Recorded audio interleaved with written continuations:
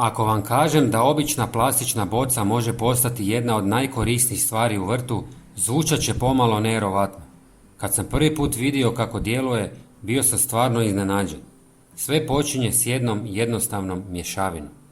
U posudu ulijem oko 300 ml tople vode. Topla voda pomoći će da se svi sastojci lakše sjedine. Zatim dodajem 2 žlice smeđeg šećera. Pričekajte da se šećer potpuno otopi jer je to važan korak. Smeđi šećer je bolji izbor od bijelog, a kasnije ću vam objasniti zašto. Tek kada se šećer otopio, dodajem pola čajne žličice kvasca. Važno je da ga ne dodate prije nego što se šećer potpuno otopi. Ovdje mnogi naprave istu pogrešku i dodaju puno kvasca jer misle da će dati bolje rezultate. Ali dogodi se upravo suprotno. Kvasac prebrzo potroši šećer, pa mješavina puno brže izgubi svoju učinkovitost. Zato koristimo smeđi šećer jer sporije djeluje.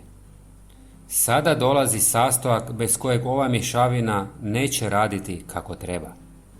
Dodajem nekoliko kapi deterdženta za suđe, ali upravo on odlučuje hoće li ovo djelovati ili ne. Kada je mješavina gotova, ulijem je otprilike do 1/3 plastične boce.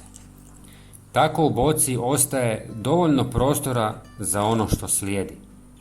Zatim pri vrhu boce napravim nekoliko rupica veličine par milimetara. Ovako bi to trebalo izgledati.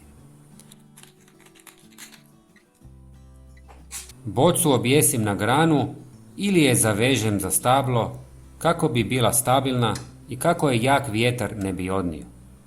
Sigurno ste do sada već pogodili čemu ovo služi.